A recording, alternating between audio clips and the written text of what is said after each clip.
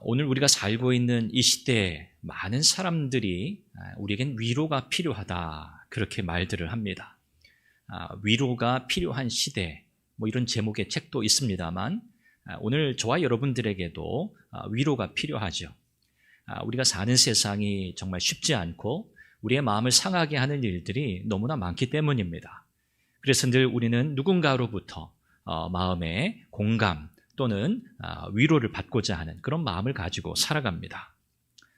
시대적으로 보면 세상이 너무 발전해서 어떻게 보면 참 많이 여러 방면으로 사람들과도 그렇고 또 여러 가지 문화적인 면에서도 그렇고 많은 마치 거미줄처럼 다방면으로 깊은 관계들에 얽혀 있지만, 그러나 오히려 그 어느 때보다도 깊은 고립감을 느끼고 공허감을 느끼고 있는 그런 시대가 아닌가 싶습니다. 젊은 나이에 자기 인생의 공허함 앞에 무너지는 사람들이 너무나 많습니다. 너무나 꽃다운 나이에, 너무 아까운 나이에 자기 인생을 포기할 만큼의 그들이 겪고 있는 그 공허함, 그 고립감, 거기로부터 그들이 벗어나지 못해서 결국은 극단적인 선택을 하는 일들도 오늘 우리 시대에는 많이 일어나고 있습니다.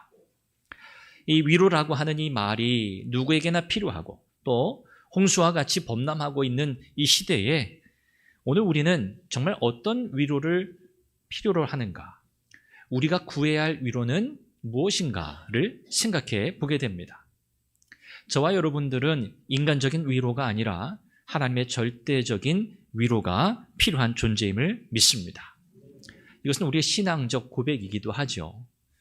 물론 하나님은 사람을 통해서도 우리에게 위로와 격려를 주십니다. 하나님이 사용하시는 방법 중에 하나죠. 그런데 궁극적인 방법은 아닙니다. 하나님은 저와 여러분들이 위로가 필요한 이 시대 속에서 하나님만을 우리의 절대적인 위로로 삼기를 원하십니다. 하나님 그분이 우리의 위로자 되시는 거죠. 마르바돈이라고 하는 분이 하나님의 위로, 곧 성령의 위로와 사람의 위로를 아주 날카롭게 대조하면서 이런 표현을 했습니다. 사람의 위로는 사실 능력이 없다. 사람의 위로는 잠깐의 효과를 가져오지만 지속되지 못한다. 그러나 반면에 성령의 위로는 우리의 영혼을 하나님의 임재로 채우는 위로다. 그렇기 때문에 인생의 모든 문제를 근본적으로 해결한다. 이렇게 표현한 바가 있습니다. 오늘 저와 여러분들이 사모해야 할 참 위로는 바로 하나님의 위로인 줄 믿습니다. 이 하나님의 위로라고 하는 것은 하나님의 임재를 가리킵니다. 하나님의 임재로 충만한 삶을 사는 것 그 자체가 우리에게는 위로라는 말씀이죠. 그래서 우리는 이 은혜를 날마다 더 사모해야 하고요. 오늘 5절에 이 시편 기자의 고백처럼 내 잔이 넘치나이다 라는 이 고백이 오늘 저와 여러분들의 고백이 되기를 바랍니다. 우리가 우리의 이 영혼의 잔을 한번 이렇게 머릿속에 한번 떠올려 본다면 이 잔 안에 물이 가득 차야 흘러 넘치죠. 지금 이 시편 기자 다윗이 고백하는 이 고백은 하나님의 은혜가 내 영혼의 잔에 가득 차고 넘친다는 말입니다. 상황이 다 좋고 편안하고 아무 문제가 없어서 그렇게 차고 넘치는 것이 아니고요.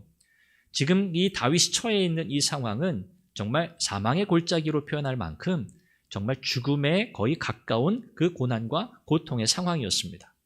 그런데 그 가운데서 그는 내 잔이 넘친다고 고백합니다. 하나님의 은혜를 사모하는 이 다윗의 열정이 어떠했는가를 우리는 느끼게 되죠. 하나님의 은혜의 잔이 우리의 삶에 넘쳐야 그 은혜가 흘러가는 법입니다. 우리는 우리의 삶을 하나님의 은혜로 채워가야 합니다.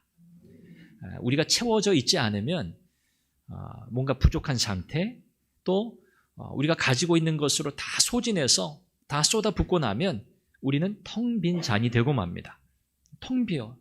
그래서 우리가 탈진하게 되고 영적으로 침체를 경험하게 되는 거죠. 내 잔의 부족함을 채울 수 있는 유일한 길은 하나님의 은혜의 공급입니다. 이걸 믿어야 합니다.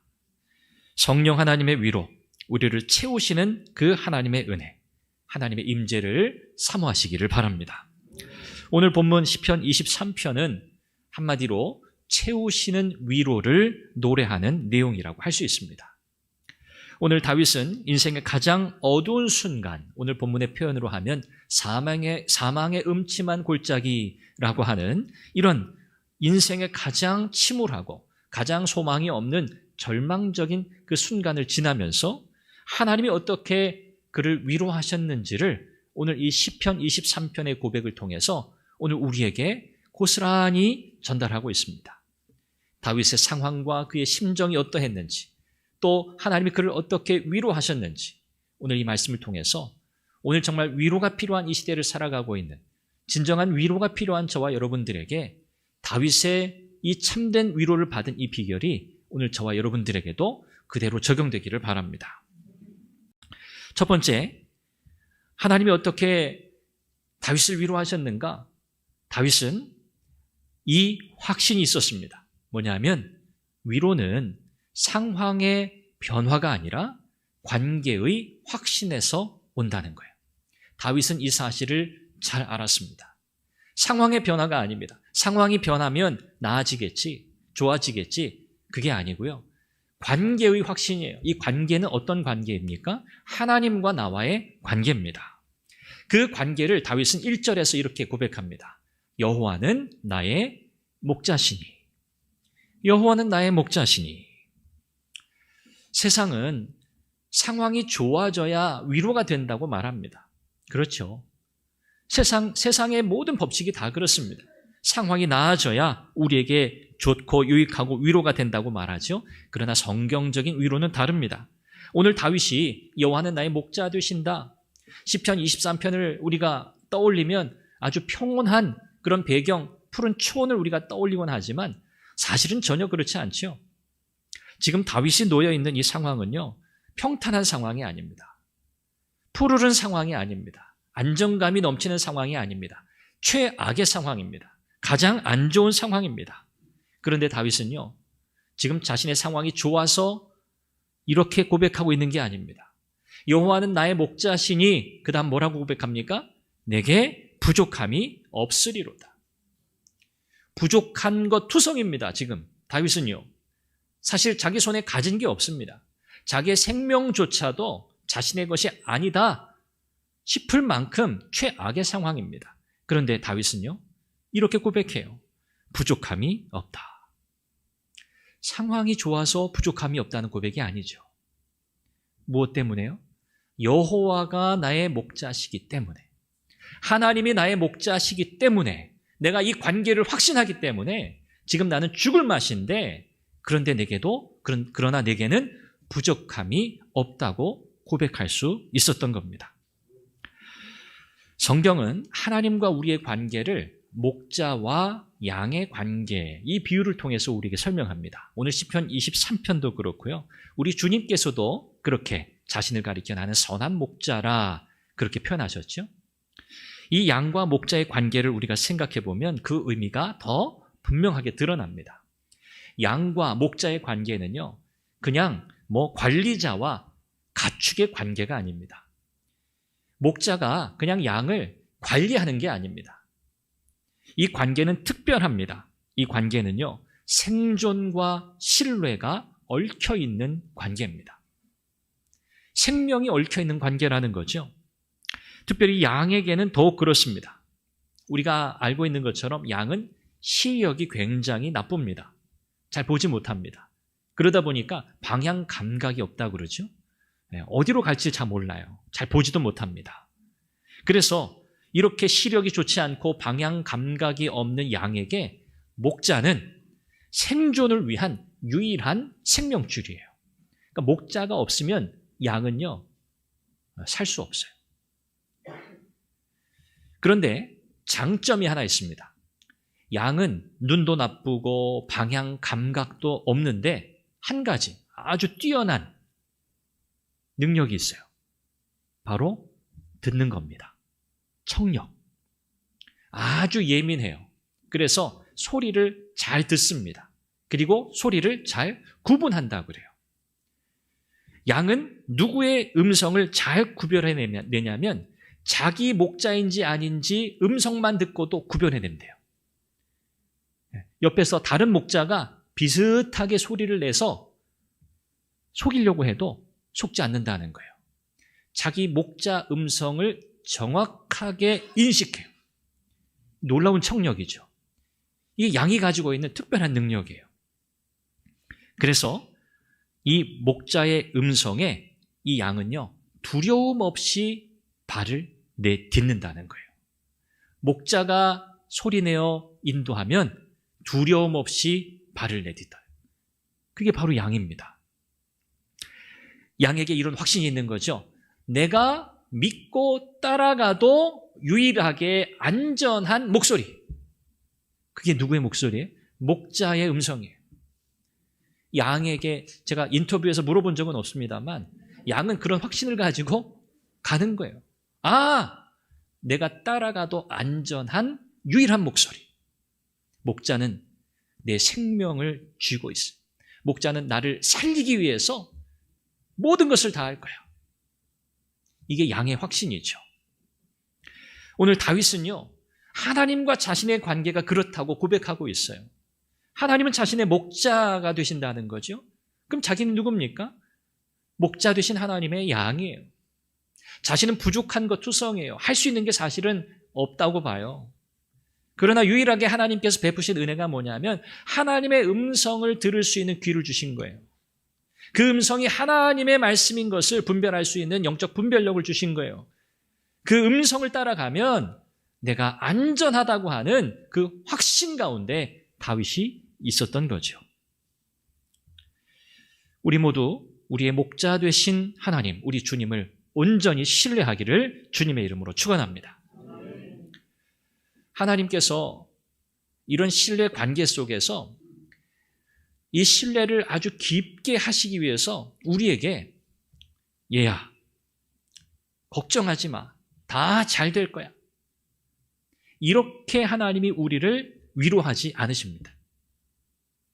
우리는 듣고 싶은 말이 그거잖아요. 우리끼리는 그럴 수 있잖아요. 그렇죠? 괜찮아요. 다 잘 될 거예요. 걱정하지 마세요. 우리가 그렇게 위로하면서 격려하잖아요.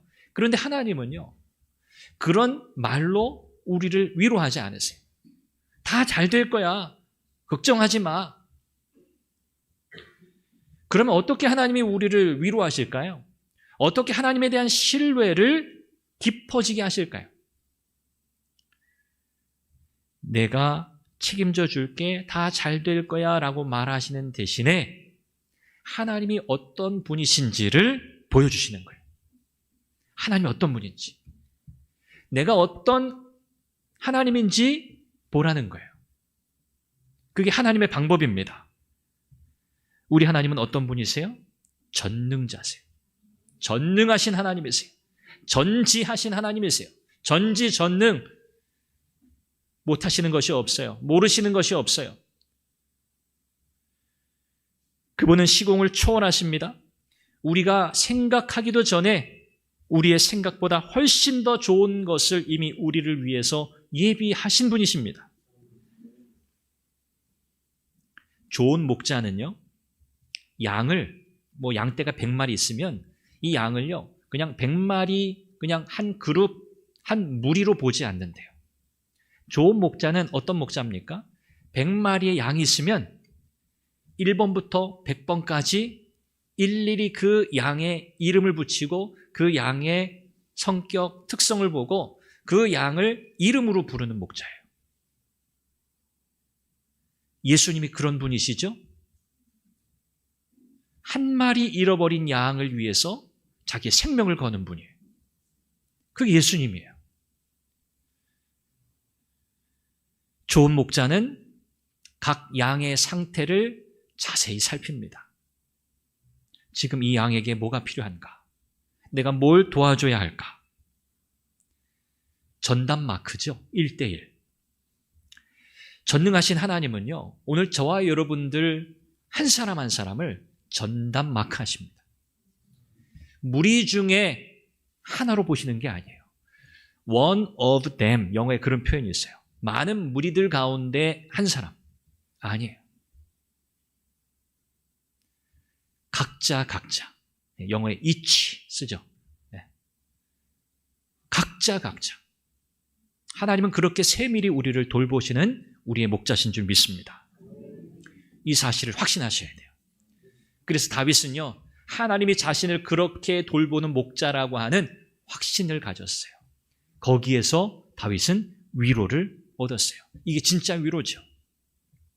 맥스 루케이도라고 하는 분이 이런 표현을 했습니다. 하나님의 위로와 관련해서 우리가 우리 스스로를 볼 때는 보잘것없게 느껴지고 형편없다고 생각되는 그 순간에도 하나님은 우리를 어떻게 보시는가? 하나님은 우리를 그분의 손으로 직접 빚으신 명품으로 보신다 그랬어요. 우리는 우리 자신에 대해서 형편없이 생각해요. 자존감이 낮다 그런 표현하죠. 우리 인생에 별 볼 일 없다고 생각해요. 바닥에 꽉 처박혀 있죠. 그런데 우리 하나님은요, 절대 그렇게 보지 않으신다는 거예요. 내가 그렇게 생각하는 그 순간 나는 형편없는 존재야. 내겐 더 이상 소망이 없어 라고 생각하는 절망적인 상황 속에서도 우리 하나님은 우리를 어떻게 보세요? 명품으로 보신다는 거예요. 왜요? 하나님이 만드셨잖아요. 하나님이 지으셨잖아요. 마스터피스, 하나님의 걸작품이에요. 하나님은 언제든지 우리를 그렇게 보신다는 거예요. 이게 뭡니까? 존재적 위로예요. 존재적 위로. 아, 하나님이 나를 그렇게 귀하게 만드셨구나.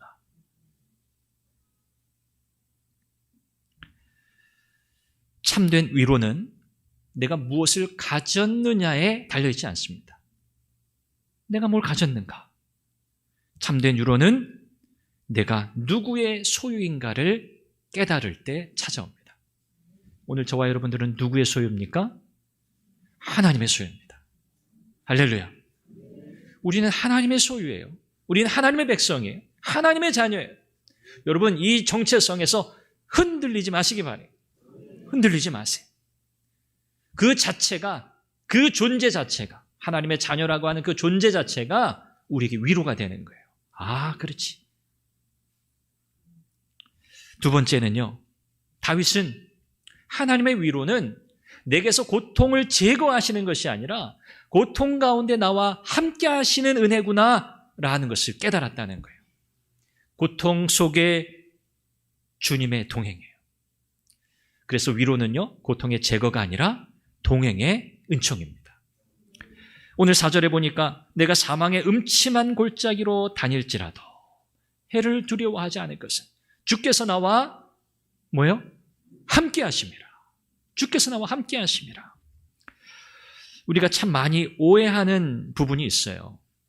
하나님을 믿으면, 우리가 예수님 믿으면 우리의 인생에는 여기 본문의 표현처럼 사망의 골짜기를 지나지 않을 거다라는 오해가 있어요. 이스라엘 백성들이요, 하나님을 제대로 섬기지 않고 우상숭배를 일삼고 패역하게 살아가면서도 그들이 어떤 착각 속에 살아갔는지 아시죠? 우리는 하나님이 선택한 백성이야. 우리가 살고 있는 이 성읍 예루살렘, 거룩한 성읍이야. 감히 이방인들이 쳐들어올 수 없어.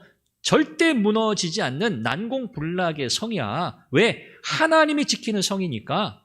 말은 좋아요. 그럴듯해요. 그런데 그들은 실제로 하나님을 섬기지 않았어요.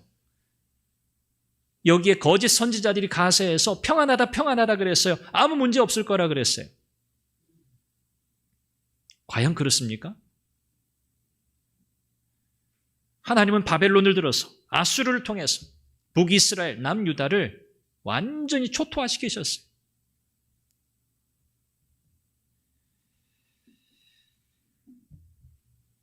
이스라엘 백성들의 착각이죠. 우리 하나님 믿으니까, 우리 혈통적으로 유대인이니까, 하나님 백성이니까 우리 안전해, 문제 없어. 감히 이방인들이 우리를 어떻게 하겠어? 하나님의 백성답게 살지 않으면서 하나님의 백성으로서 그들이 누리고자 하는 권리를 그들은 당연한 것으로 생각하고 하나님의 심판의 메시지를 무시하며 살았어요. 오늘 우리도 예수님 믿는다, 하나님 믿는다, 내 인생은 탄탄대로야. 내 인생의 사망의 골짜기, 죽을 것 같은 고통이라고 하는 거, 그런 거는 없어. 그렇습니까? 아닙니다. 그러면 오늘 다윗의 이 시편 23편이 기록되지 않았겠죠. 다윗은요, 사망의 음침한 골짜기로 지금 내가 가고 있다고 말해요. 그런데 표현이 중요해요. 내가 사망의 음침한 골짜기로 다닐지라도 그랬어요. 의미가 완전히 달라져요. 여기서 다닐지라도 뭡니까? 나는 죽을 맛인데 그것을 능가하는 위로가 있다는 거예요. 그 죽음의 쓴맛을 디디고 일어나 다시 소망을 가지고 앞으로 나아갈 수 있게 하는 진짜 위로가 있다는 말이에요. 세상은 고난을 제거해야 행복해진다 말합니다. 고난은 불행의 조건이라고 이야기합니다. 그런데 성경은요, 그렇지 않습니다. 하나님의 위로는 그렇지 않습니다. 하나님의 위로가 우리에게 임하는 그 방식은요, 고난을 통한 겁니다. 고난을 통하는 거예요. 우리 생각에는 좀 안 그랬으면 좋겠어요. 그렇죠? 고난 없이 하나님의 위로를 우리가 깊이 경험할 수 있으면 얼마나 좋겠습니까? 물론 모든 경우 고난을 통해서만 하나님이 우리를 위로하신다는 게 아니에요. 그러나 고난이 우리에게 닥쳐올 때, 우리가 그 고난의 터널을 지날 때에는 주님이 나와 함께 하신다는 사실을 내가 믿고 있는데, 우리 인생의 이런 사망의 음침한 골짜기와 같은 어두운 시간들을 우리가 지나야 한다면 이것은 우리가 달리 생각해야 한다는 거죠. 내가 겪어야 될 일이 아닌데, 이건 내가 원하는 일이 아닌데 라는 관점이 아니고요. 여기에는 뭔가 하나님의 특별한 계획이 있구나 라고 바라보게 된다는 거죠. 그래서 사망의 골짜기가 은총의 골짜기로 바뀌는 겁니다. 사망의 골짜기를 우리 이렇게 오해하면 안 돼요. 하나님이 날 버리셨구나.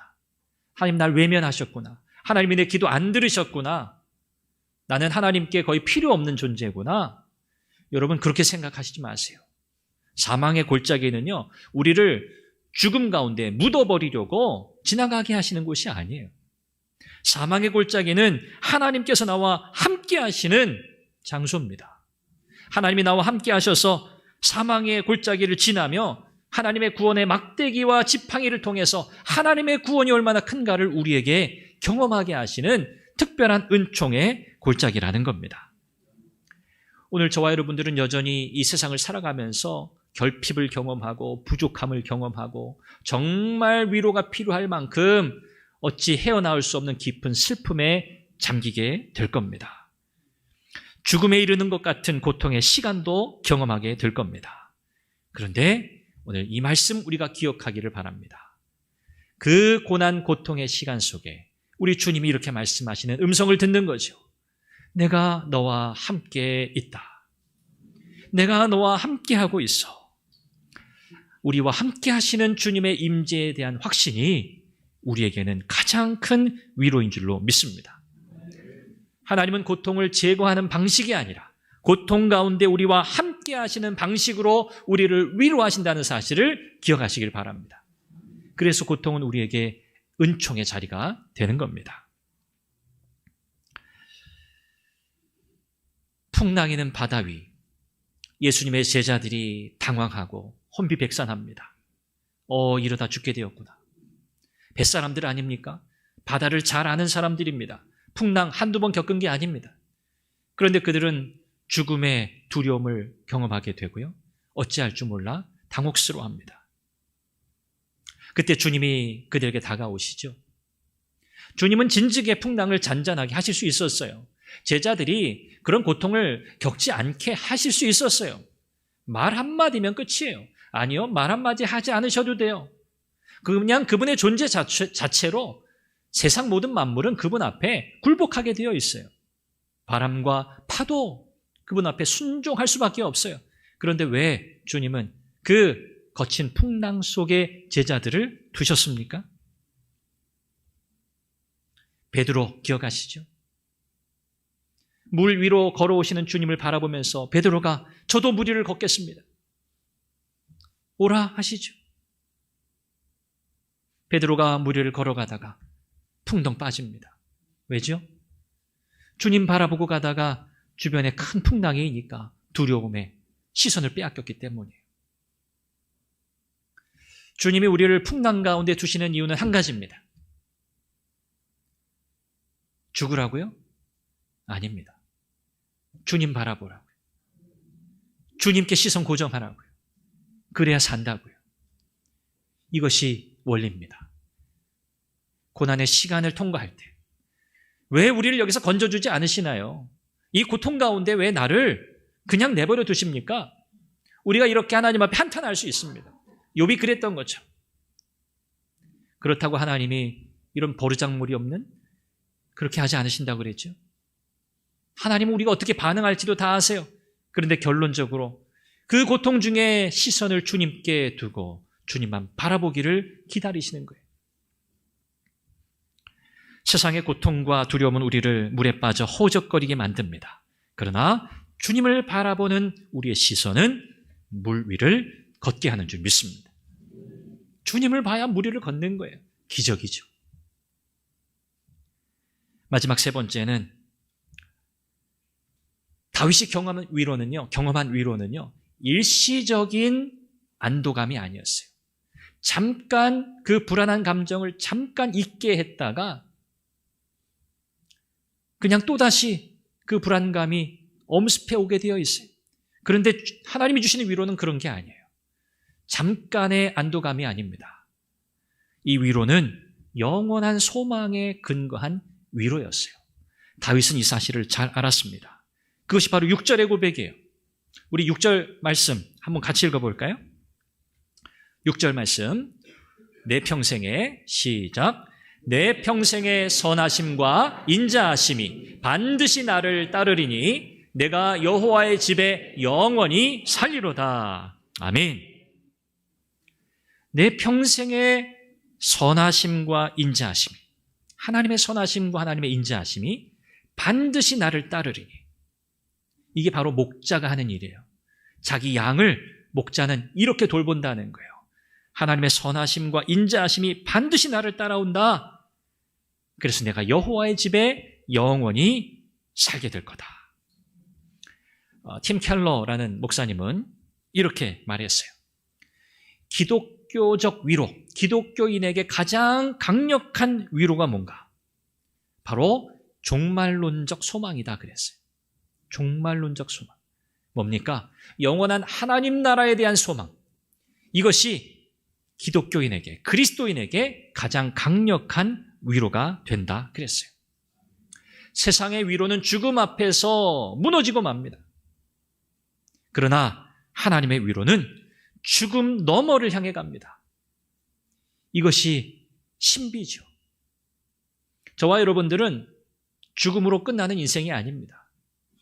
죽음과 함께 거품처럼 사라질 세상의 위로를 의지하며 살 자도 아닙니다.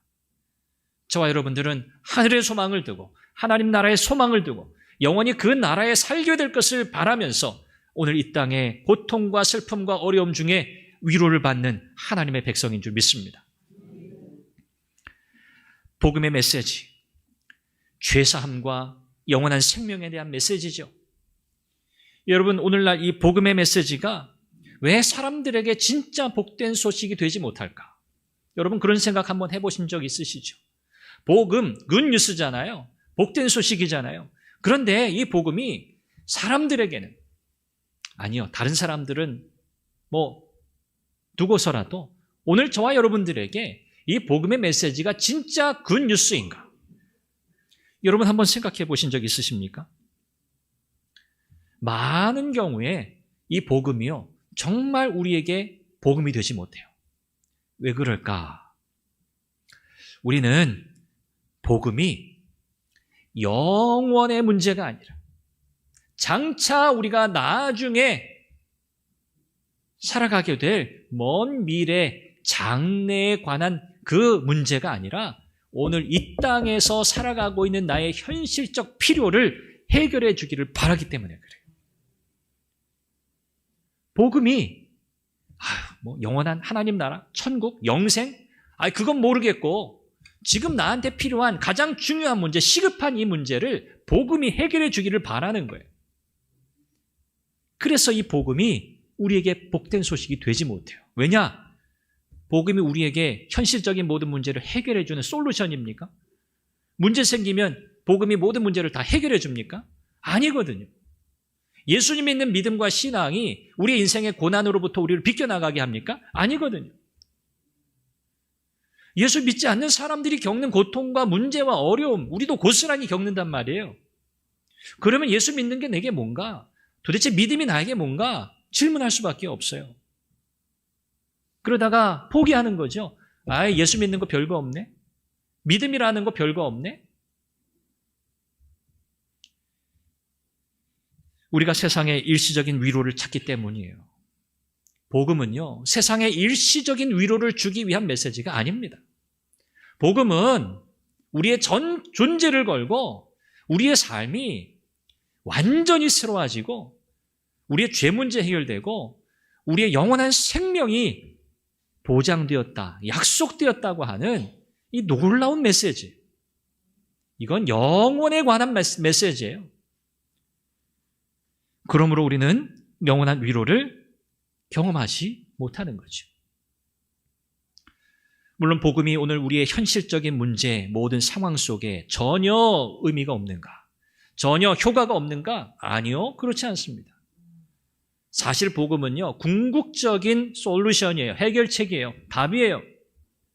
복음의 은혜 가운데 살아가는 하나님의 사람들은요, 인생의 숱한 어려움과 문제들을 하나님의 은혜로 볼 수 있게 되고요, 그 은혜 속에서 하나님의 계획을 발견하고 마치 다윗의 고백처럼 이 모든 고난을 다 통과하는 모든 과정 속에 주님이 나와 함께 하시기에 내가 이걸 넉넉히 이긴다고 믿는 사람들이에요. 그래서 복음의 은혜 가운데 여러분들이 잘 서셔야 돼요. 하나님의 은혜를 깊이 경험하셔야 돼요. 그래야 우리는 세상의 위로를 구하지 않게 됩니다. 말씀을 맺습니다. 사도 바울이 고린도후서 4장 16절 이하 18절에서 그런 고백하잖아요. 왜 우리가 이 고통 많은 세상, 핍박이 많은 이 세상 속에서 낙심하지 않는가? 이 바울의 이 표현을 제가 좀 바꿔서 표현하는 거예요. 우리의 겉사람은 점점 낡아진다는 거예요. 늙잖아요. 주름도 생기고 병도 들잖아요. 그런데 속사람은 날마다 새로워진대요. 겉은 점점 형편없어지는데 우리의 속사람, 우리의 내면, 우리의 영혼은 날마다 새 생명 가운데 살아간다는 거죠. 지금 겪고 있는 환난, 이 환난을 가벼운 환난, 이런 의미로 해석했어요. 가벼운 환난. 우리가 이 땅에서 겪고 있는 가벼운 환난은 장차 우리가 받게 될 영원하고 한량없이 큰 영광, 이것과 비교할 수 없어요. 그러면서 마지막 18절에 어떻게 고백합니까? 우리는 눈에 보이는 것들에 우리의 시선을 고정하지 않는다. 보이지 않는 것들의 시선을 고정한다. 그렇게 고백해요. 이유가 뭡니까? 왜냐하면 보이는 것은 한순간이지만 보이지 않는 것은 영원하기 때문이다. 고린도후서 4장 16절에서 18절 말씀을 조금 쉽게 제가 풀어서 말씀드렸어요. 하나님은 사망의 음침한 골짜기를 지나는 우리에게 진정한 위로를 주시는 분입니다. 우리의 영혼을 다시 살리실 수 있는 유일한 분입니다. 마치 양에게 목자가 그런 존재인 것처럼. 우리를 위해서 그분은 쉬지 않고 일하십니다. 우리를 향한 그 관심을 거두신 적이 없습니다. 목자가 자기 양을 돌보고 맹수로부터 자기 양을 지키기 위해서 자기의 생명을 거는 것과 똑같습니다. 그런데 이 모든 일은요, 자기 이름을 위하여 하시는 일입니다. 자기 이름을 위하여. 자기 이름을 위하여 의의 길로 인도하시는도다. 여기 자기 이름을 위한다는 것은 하나님의 영광을 위하여 그 말입니다. 하나님이 왜 우리에게 위로를 베푸시는가? 하나님이 왜 우리를 세밀하게 돌보시는가? 우리를 살리고 우리의 필요를 채우시기 위함이죠. 그런데 그건 진짜 목적이 아니에요. 진짜 목적은 자기 이름을 위한 거예요. 하나님의 영광 위함이에요. 하나님이 영광 받으시기 위함입니다. 그래서 우리는 결론적으로 이런 답을 얻게 돼요. 우리가 정말 필요로 하는 위로, 하나님으로부터 우리가 누리고자 하는, 받고자 하는 그 위로, 이것은 그저 감정적 상태의 해소에 달려있지 않다. 그냥 내 마음 편해지자고 위로를 받는 게 아니에요. 진짜 위로는 하나님의 명예, 하나님의 이름이죠. 하나님의 명예와 하나님의 의지에 달려 있다는 거예요. 하나님이 영광 받으시는 삶이야말로 모든 하나님의 백성들이 받는 위로의 정점이다. 그게 우리의 신앙의 결론입니다. 하나님이 영광 받으실 때 그 사실 자체가 우리의 위로의 절정이에요. 최고의 위로예요. 고난을 지나면서, 사망의 음침한 골짜기를 지나면서, 고통 속에 신음하면서, 그러나 하나님을 의지하면서 그 가운데 하나님이 영광 받으시기를 바랄 때 그 사실만으로 우리는 하나님의 최고의 위로를 받게 되는 겁니다. 사랑하는 성도 여러분, 우리의 인생에 경험하게 되는 사망의 음침한 골짜기를 지나실 때 여러분의 눈을 들어서 우리의 신실하신, 선하신, 인자하신, 우리를 향한 사랑이 변함이 없으신 선한 목자 되신 우리 주 예수 그리스도를 바라보시기를 바랍니다. 그분의 음성에 귀를 기울이십시오. 그분을 따라가십시오. 요한복음 14장 18절에서 우리 주님이 그런 약속하셨어요. 내가 너희를 고아와 같이 버려두지 않겠다. 내가 다시 너희에게로 오리라 약속하셨어요. 성령을 통해서 오셨죠. 우리 주님의 약속을 믿으십시오. 우리 주님은 세상이 줄 수 없는 평안을 지금 우리에게 주고 계십니다. 우리는 이미 위로받은 자의 삶을 살아가고 있습니다. 세상의 위로, 사람들의 위로에 여러분 목매지 마시기 바랍니다. 우리 주님의 위로를 사모하시기를 바랍니다. 하나님의 임재가 우리의 삶에 충만해지기를 바라시길 바랍니다. 하나님의 은혜가 흘러넘치는 삶을 살아갈 때 내가 위로받을 뿐만 아니라 나를 통해 다른 이들도 하나님께서 위로하게 되실 겁니다. 우리의 선한 목자 되신 우리 주님의 선하심과 인자하심, 그 영원한 사랑이 여러분의 평생의 삶에 반드시 따를 줄 믿습니다. 기도하겠습니다. 함께 기도합니다. 복음 안에서 우리에게 허락하신 하나님의 용서와 자비와 위로를 기억하게 하시고 인생이 경험하는 모든 상황 속의 모든 두려움을 다 떨쳐버리게 하시며 하나님의 자녀로 당당하게 살아가게 하옵소서. 선한 목자 되신 우리 주님께 시선을 고정하고 하나님의 인자하심과 선하심이 나의 평생에 따를 것을 확신하며 믿음으로 나아가게 하옵소서. 이 제목으로 우리 함께 기도합니다. 자비하신 아버지 하나님, 은혜와 사랑을 감사합니다. 아버지 하나님, 오늘도 주의 말씀을 통해 우리에게 은혜 주시고 하나님의 위로가 우리에게 어떻게 경험되는지 오늘 다윗의 고백을 통해서 다시 한번 깨닫게 하시니 감사합니다. 하나님, 위로가 필요한 시대, 하나님 위로에 갈급한 시대, 우리 모두 다 위로가 필요한 사람들입니다. 하나님, 사람으로부터의 위로, 세상으로부터의 위로, 이것은 잠깐 있다가 사라질 것들입니다. 그러나 영원한 하나님의 위로를 소망하고 바라게 하여 주시옵소서. 오늘도 그리스도 안에서 우리에게 주신 이 복음의 위로가 우리 가운데 충만하게 하여 주시옵소서. 하나님의 은혜, 하나님의 사랑, 하나님의 자비를 신뢰하며 나아가게 하여 주시옵소서.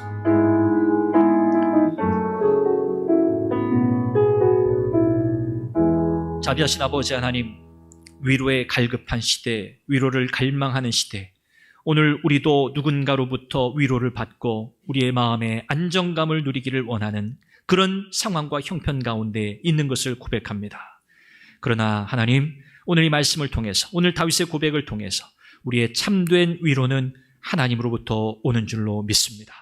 이 믿음, 이 확신 속에 나아가게 하여 주시옵소서. 우리의 선한 목자 되신 주님께서 우리를 세밀히 살피시는 줄 믿습니다. 우리의 필요를 아시는 주님께서 우리를 돌보시는 줄 믿습니다. 사망의 음침한 골짜기를 지날 때에도 우리와 함께 하시는 줄 믿습니다. 복음 안에 우리에게 허락하신 복음의 위로가 우리의 삶 속에 풍성히 누려지게 하여 주시옵소서.